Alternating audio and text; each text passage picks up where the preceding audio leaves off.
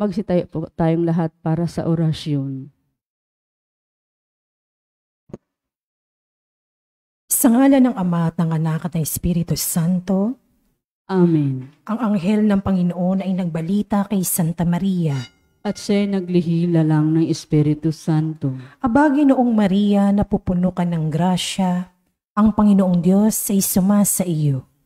Bukod kang pinagpala sa babaing lahat, at pinagpala naman ang iyong anak na si Jesus. Santa Maria, Ina ng Diyos, ipanalangin mo kaming makasalanan, ngayon at kung kami mamamatay. Amen. Narito ang alipin ng Panginoon. Maganap nawa sa akin ayon sa wika mo. Abagi noong Maria, napupuno ka ng grasya, ang Panginoong Diyos ay sumasa iyo. Bukod kang pinagpala sa babaing lahat, at pinagpala naman ang iyong anak na si Jesus. Santa Maria, Ina ng Diyos, ipanalangin mo kaming makasalanan, ngayon at kung kami mamamatay. Amen. At ang salita ay nagkatawang tao. At nakipamuhay sa atin. Abagi noong Maria, napupuno ka ng grasya, ang Panginoong Diyos ay sumasa iyo. Bukod kang pinagpala sa babaing lahat, at pinagpala naman ang iyong anak na si Jesus. Santa Maria, Ina ng Diyos, ipanalangin mo kaming makasalanan, ngayon at kung kami mamamatay. Amen. At ang salita ay nagkatawang tao. At nakipamuhay sa atin. Abagi noong Maria, napupuno ka ng grasya, ang Panginoong Diyos ay sumasa iyo.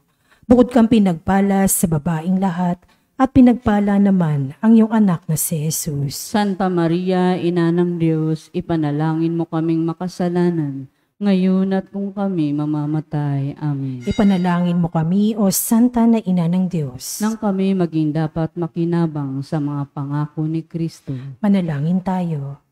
Panginoon naming Diyos, kasihan mo nawa ang aming mga kaluluwa sa iyong mahal na grasya, at yayamang dahilan sa pamamagitan ng anghel ay nakilala namin ang pagkakatawan tao na Jesucristo ng anak mo. Pakundangan sa mahal na pasakit at pagkamatay niya sa krus. Papakinabangan mo kami ng kanyang pagkabuhay na maguli sa kadakilaan sa langit, sa pamamagitan ni Jesucristo ang aming Panginoon. Amen. Luwalhati sa Ama at sa Anak at sa Espiritu Santo. Kapara nung unang-unang, ngayon magpakailanman, magpasawalang hanggan. Amen. Sa ngalan ng Ama at ng Anak at ng Espiritu Santo. Amen. Ang mamumuno po sa ating banal na pagdiriwang ngayon, ang ating pong kura paroko, Reverend Father Douglas D. Badung.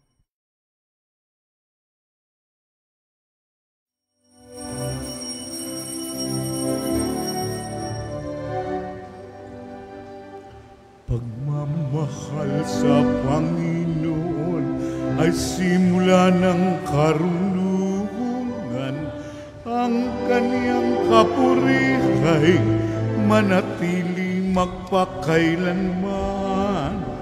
Purihin ang Panginoon, siya'y ating pasalamatan sa pagsasama at pagtitipon ng kanyang mga anak. Pagmamahal sa Panginoon ay simula ng karunungan. Ang kanyang kapurihay manatili magpakailanman. Sa ngalan ng Ama at ng Anak at ng Espiritu Santo. Amen. Ang pagpapala ng ating Panginoong Jesucristo, ang pag-ibig ng Diyos Ama, at ang pakikipagkaisa ng Espiritu Santo, naway sumainyong lahat. At sumaiyo rin. Mga kapatid, tinipon tayo bilang mga kaanib na angkan ng Diyos, kaya dumulog tayo sa maawaing Panginoong nagpapatawad ng lubos. Sinugong tagapagpagaling sa mga nagsisisi, Panginoon, kaawaan mo kami. Panginoon, kaawaan mo kami. Dumating na tagapag-anyayang mga makasalanay magsisi, Kristo, kaawaan mo kami. Kristo, kaawaan mo kami. Nakaluklok ka sa kanan ng Diyos Ama, para ipamagitan kami. Panginoon, kaawaan mo kami. Panginoon, kaawaan mo kami. Kaawaan tayo na makapangyarihang Diyos, patawarin tayo sa ating mga kasalanan at patnubayan tayo sa buhay na walang hanggan. Amen. Manalangin tayo. Ama naming makapangyarihan, ang iyong pinakadakilang magagawa ay magpatawad at ang iyong laging ipinakikita ay pagkahabag. Padaluyin mo sa aming walang humpay ang kagandahang loob mong sa aming inilaan upang sa pagkakamit namin sa pangako mong bigay, kami gawin mong kasalo sa ipagkakaloob mo sa kalangitan. Sa pamamagitan ni Jesucristo, kasama ng Espiritu Santo, magpasawalang hanggan. Amen. Magsiupo po ang lahat.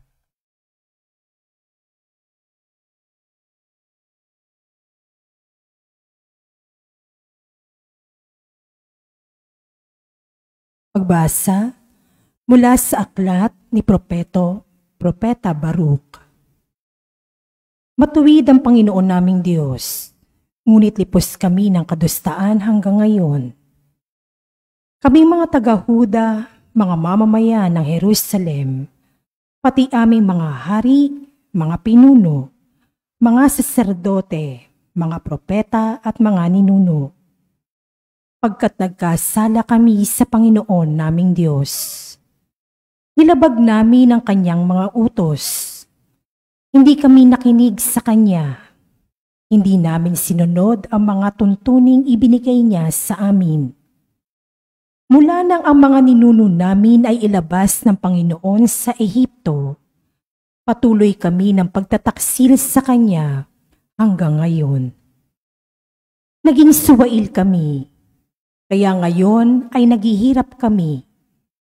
Nagaganap sa amin ang sumpa na ibinabala ng Panginoon sa pamamagitan ni Moises nang ang mga ninuno namin ay ialis niya sa Ehipto at dalhin sa isang lupaing mayaman at masagana sa lahat ng bagay. Hindi namin pinakinggan ang mga salita ng Panginoon naming Diyos sa pamamagitan ng mga propeta.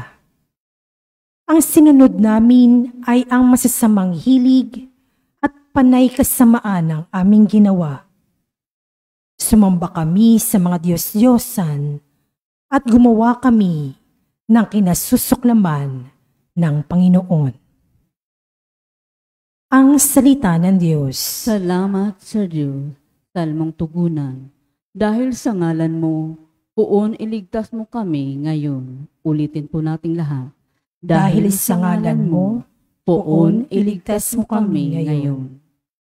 Panginoong Diyos, pinasok ng hintil ang lupang pangako. Kaya't iyong masdan. Winasak ang lungsod, ang banal mong templo ay nilapastangan. Ang mga kawa ng mga lingkod mo'y ginawang pagkain niyong mga ibon. Ang kanilang laman sa mga halimaw ay ipinalamon. Tugon. Dahil sa ngalan mo, poon iligtas mo kami ngayon. Dugo ng bayan mo'y ibinubo nila sa buong palibot nitong Jerusalem. Ani mo ay tubig, sa dami ng patay ay walang naglilibing. Ang kalapit bansang dooy nakasaksi, hindi mapagilan yaong pagtatawa. Lahat sa palibot ay humahalakhak sa gayong nakita. Tugon. Dahil sa ngalan mo, poon iligtas mo kami ngayon. Iyang galit sa amin o poon, hanggang kailan ba kaya matatapos? Di na ba titigil ang pagkagalit mo sa amin ay tumupok? Tugon. Dahil sa ngalan mo, poon iligtas mo kami ngayon. Huwag mong parusahan kaming mga anak sa pagkakasala ng aming magulang. Ikaw ay mahabag sa mga lingkod mong pag-asa ay pumanaw. Tugon. Dahil sa ngalan mo, poon iligtas mo kami ngayon. Mahabag ka sana, kami ay tulungan, Panginoong Diyos na tagapagligtas. Dahil sa ngalan mo kaming nagkasala ay patawaring ganap. At ang papupuri sa iyo ng madla ay hindi maglilikat. Tugon, Dahil sa ngalan mo, poon iligtas mo kami ngayon. Magsitayo na po ang lahat. Hallelujah, hallelujah. Wikain mo, poon nakikinig ako sa iyong mga salita. Hallelujah, hallelujah, hallelujah.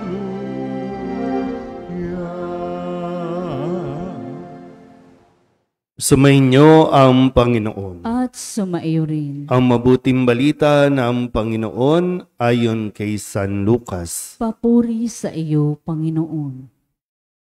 Noong panahong iyon, sinabi ni Jesus, Kawawa ka, Corazin, kawawa ka, Betsaida, sapagkat kung sa Tiro at Sidon ginawa ang mga kababalaghang ginawa rito sa inyo, di sana'y malaon na silang nagdaramit ng sako at nauupo sa abo upang ipakilalang sila'y nagsisisi.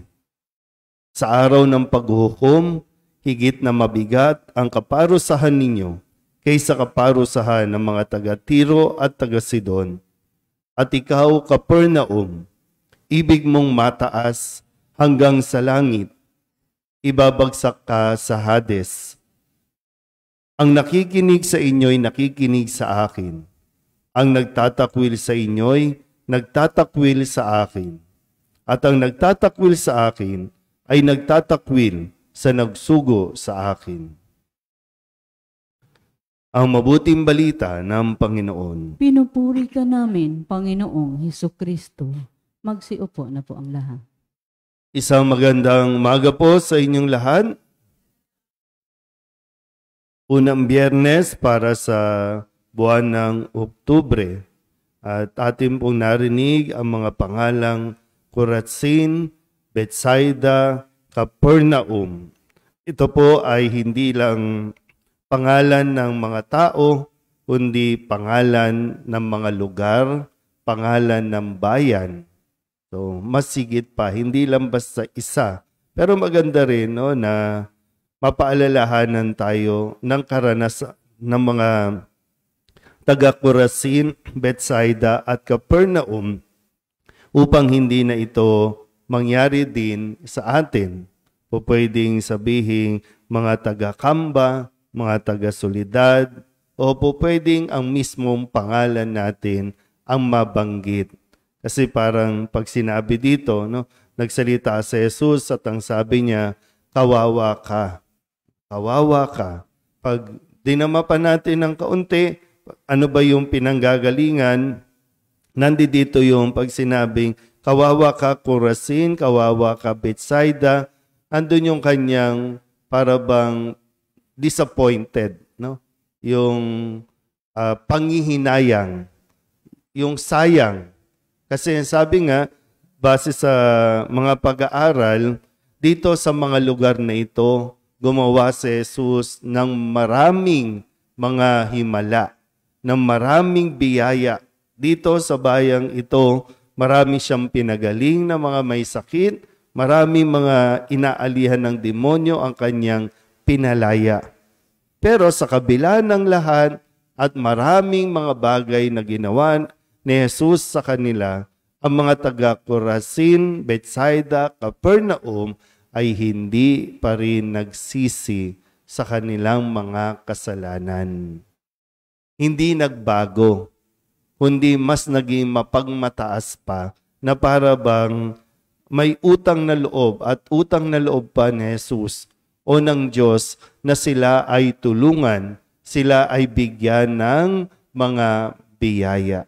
Kaya nga sabi, kung sa Tiro at Sidon, kung sa ibang bayan ginawa ang mga ginawa sa inyo, baka mas matagal na silang nagbago at nagsisi sa kanilang mga kasalanan. So nandoon po no, yung para bang pakikipag-usap ni Jesus na maintindihan sana nila at makita nila kung gaano sana sila pinapala, gaano sila kaswerte, kumbaga, no? Pero ang tanging hinihiling lang ay tanggapin si Jesus, tanggapin ang mabuting balita para tuluyang makapagsisi at mabago ang kanilang mga maling ginagawa. So ngayon, gaya ng nasabi ko kanina, kung ang pangalan natin ang ilalagay dito, kawawa ka, Corazin, kawawa ka, Bethsaida. Kung pangalan mo mismo ang ilalagay dyan, o pangalan ng Soledad, pangalan ng Kamba, ng San Nicolas, bakit kaya manghihinayang ang Diyos sa mga ginawa niya sa atin? Sa tingin niyo po. Kasi, no, halimbawa, pinagpala ka naman talaga. Biniyayaan ka naman talaga ng Diyos. So, pwede bang masabi na sana sa iba na lang ibinigay, kung sa iba ibinigay? Kasi marami sa atin kapag nakakatanggap ng biyaya, yung mayabang. Kapag nakakatanggap ng biyaya, ang tingin sa sarili, mas mataas na sa iba. Na parang deserve mo yung biyayang ito, na nakakalimutan natin na kaya tayo biniyayaan para tayo ay matutong maging mapagpakumbaba. Mas matuto tayong makipagkapwa-tao at sa pamamagitan natin, mas makilala sana ang Diyos. Pero yung higit na mahalaga na inaasahan ay yung pagbabago sa ating pong mga pag-uugali. Kasi sa mga narinig nating unang pagbasa, Salmon Tugunan, alam natin na pwede magtampo ang Diyos. Alam natin na pwede magalit ang Diyos sa ating kalapastanganan, sa ating kayabangan. Alam natin, pinarinig sa atin yan. So, pag nilayan natin ang mabuti, no? Sa kabila o sa dami ng biyaya na ibinibigay sa atin ng Diyos,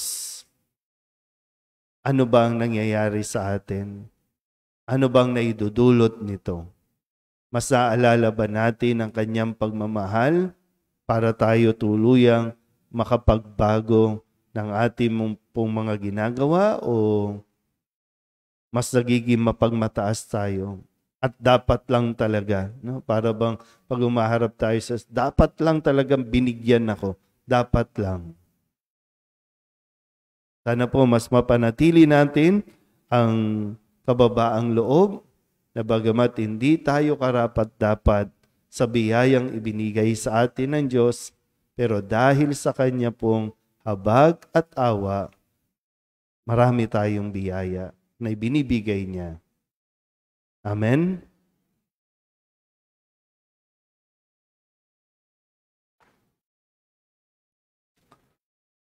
Ipanalangin natin ang lahat ng lalaki at babae upang pakinggan nila si Kristo at tumugon sila sa tawag ng pagbabalik loob at pagbabago. Ang ating pong itutugon, Panginoon, buksan mo ang aming mga puso. Panginoon, buksan mo ang aming mga puso.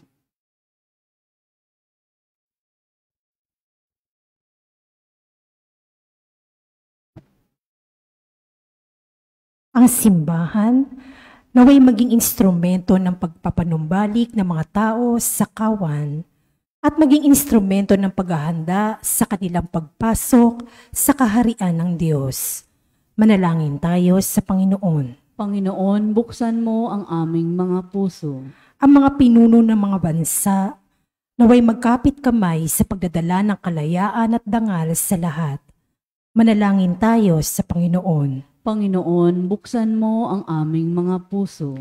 Tayo naway mapanibago araw-araw sa pamamagitan ng pananalig sa salita ng Diyos na tumatawag sa atin sa higit na mabuting pamumuhay.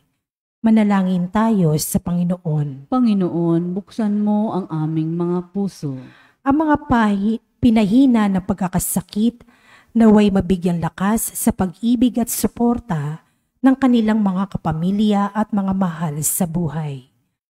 Manalangin tayo sa Panginoon. Panginoon, buksan mo ang aming mga puso. Ang mga tapat na yumao, naway makamtan ang walang hanggang kaligtasan. Manalangin tayo sa Panginoon. Panginoon, buksan mo ang aming mga puso.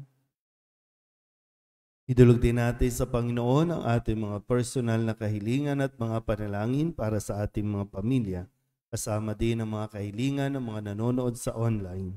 Lahat ng mga misang pasasalamat, espesyal na intensyon, mga agarang paggaling ng mga may sakit at ang mga kaluluwa na hiniling na ipagdasal sa misang ito.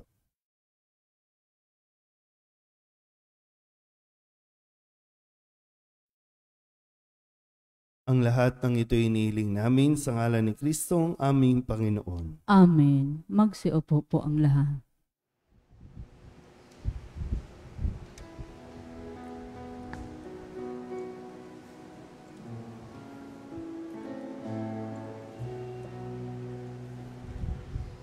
Himig mo ang awit ko, lahat ng ito'y nagmula sa iyo, muling ihandog sa iyo, buong puso kong inaalay sa iyo.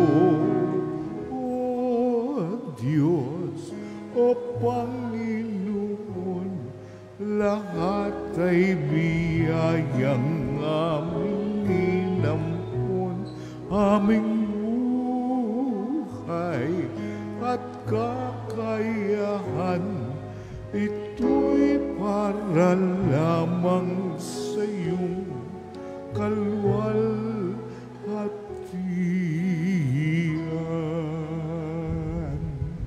Manalangin kayo mga kapatid upang paghain natin ikalugdan ng Diyos amang makapangyarihan.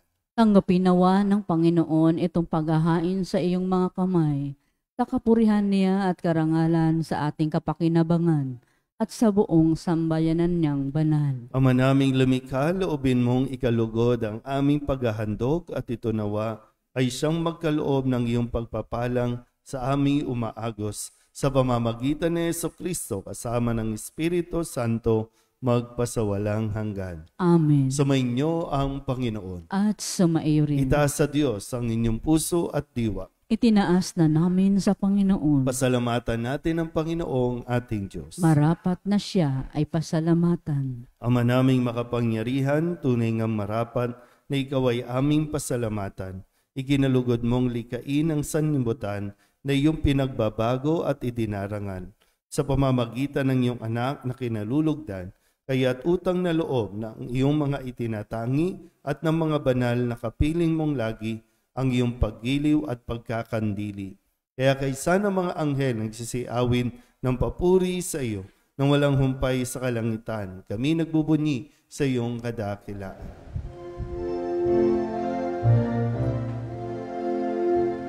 Santo, Santo, Santo, Panginoong Diyos na makapangyarihan, napupuno ang langit at lupa ng kalwalhatian mo. Hosana sa kaitaasan, pinagpala ang naparirito sa ngalan ng Panginoon. Hosana sa kaitaasan. Ama naming banal, ikaw ang bukal ng tanang kabanalan. Kaya't sa pamamagitan ng iyong Espiritu, gawin mong banal ang mga kaloob na ito upang para sa aming maging katawan at dugo ng aming Panginoong Jesucristo. Bago niya pinigtis ang kusang loob na maging handog, hinawakan niya ang tinapay, hinasalamatan kaniya, pinaghati-hati ni iyon, iniabot sa kanyang mga alagad at sinabi, tanggapin ninyong lahat ito at kanin, ito ang aking katawan na ihahandog para sa inyo.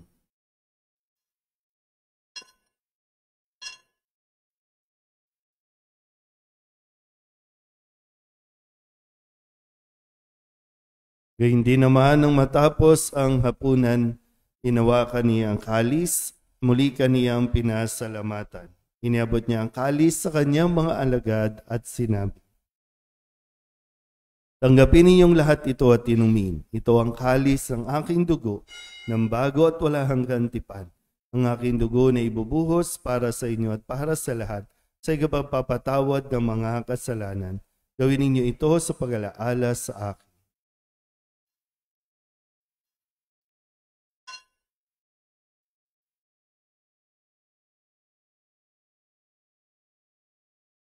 Ipagbunyi natin ang misteryo ng pananampalataya. Si Kristo'y namatay, si Kristo'y nabuhay, si Kristo'y babalik sa wakas ng panahon. Ama, ginagawa namin ngayon ang pag-alaala sa pagkamatay at muling pagkabuhay ng iyong anak, kaya tinialay namin sa iyo ang tinapay na nagbibigay buhay at ang kalis na nagkakaloob ng kaligtasan. Kami napapasalamat dahil kami iyong minarapat na tumayo sa harap mo para maglingkod sa iyo. Isinasamo namin kami magsasalo-salo sa katawan at dugo ni Kristo ay mabuklod sa pagkakaisa sa pamamagitan ng Espiritu Santo. Ama, lingapin mo ang iyong simbahang laganap sa buong daigdig. Puspusin mo kami sa pag-ibig kaysa ni Francisco na aming Papa at ni Jose na aming Obispo at ng Tanang Kaparian. Alalahanin mo rin ang mga kapatid naming nahimlay na may pag-asang sila'y muling mabubuhay, gayon din ang lahat ng mga pumanaw. Tawaan mo sila at patuloyin sa iyong kaliwanagan. Tawaan mo at pagindapating kaming lahat na makasalo sa iyong buhay na walang wakas. Kaysa ng mahal na Birhen Maria na ina ng Diyos, ng kabiyak ng puso niyang si San Jose, kaysa ng mga apostol at ng lahat ng mga banal, na namuhay dito sa daigdig ng kalugod-lugod sa iyo, may pagdiwang nawa namin ang papupuri sa kararangal mo sa pamamagitan ng iyong anak na aming Panginoong Hesukristo. Sa pamamagitan ni Kristo, kasama niya at sa Kanya, ang lahat ng parangal at papuri ay sa iyo, Diyos Amang makapangyarihan, kasama ng Espiritu Santo, magpasawalang hanggan.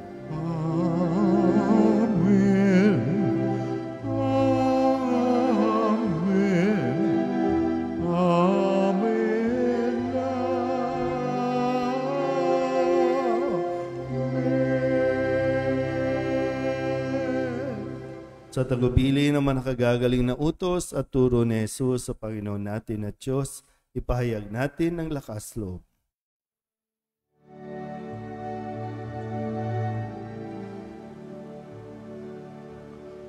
Ama namin sumasalangit ka, sambahin ng ngalan mo, mapasamin ang kaharian mo, sundin ang loob mo, dito sa lupa para ng sa langit. Bigyan mo kami ngayon ng aming kakanin sa araw-araw at patawarin mo kami sa aming mga sala para ng pagpapatawad namin sa nagkakasala sa amin, at huwag mo kaming ipagtulog sa at iadya mo kami sa lahat ng masama.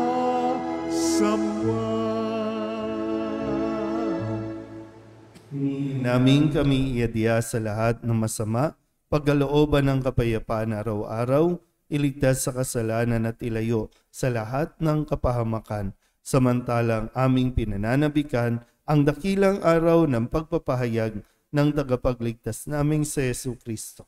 Sapagkat iyo ang kaharian at ang kapangyarihan at ang kapurihan magpakailanman. Amen. Panginoong Hesus Kristo, sinabi mo sa iyong mga apostol, kapayapaan ang iniiwan ko sa inyo, ang aking kapayapaan ang binibigay ko sa inyo.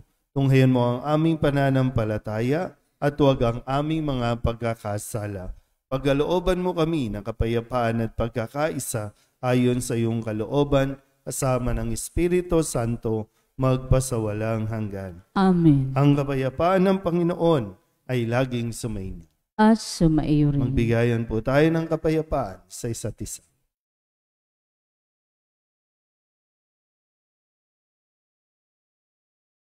Kordero ng Diyos na nag-aalis ng mga kasalanan ng sanlibutan, maawa ka sa amin. Kordero ng Diyos na nag-aalis ng mga kasalanan ng sanlibutan, maawa ka sa amin. Kordero ng Diyos na nag-aalis ng mga kasalanan ng sanlibutan, ipagkaloob mo sa amin ang kapayapaan. Magsiluhod po ang lahat. Ito ang kordero ng Diyos. Ito ang nag-aalis ng mga kasalanan ng sanlibutan. Mapalad ang mga inaanyayahan sa kanyang piging. Panginoon, hindi ako karapat-dapat na magpatuloy sa iyo, ngunit sa isang salita mo lamang ay gagaling na ako. Katawan ni Kristo. Amen.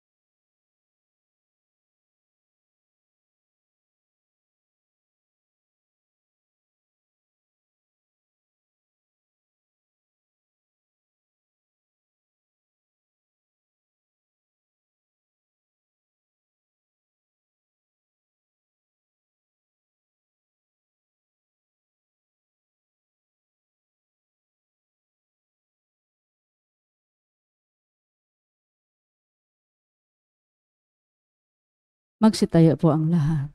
Manalangin tayo. Ama naming mapagmahal, ang aming banal na pakikinabang ay magdulot nawa ng kagalingan sa aming katauhan upang kami makatambal sa kaluwalhatian ng aming nilalahukan sa tiniis ng kamatayan na amin ngayong ipinahayag sa ginanap na pagdiriwang sa pamamagitan ni Jesucristo kasama ng Espiritu Santo magpasawalang hanggan. Amen. Sumainyo ang Panginoon. At sumaiyo rin. At pagpalain kayo ng makapangyarihang Diyos, Ama at Anak, at Espiritu Santo. Amen. Tapos sa banal na misa, humayo tayo sa kapayapaan ni Kristo. Salamat sa Diyos. Magandang umaga po. Magandang umaga rin po, Father.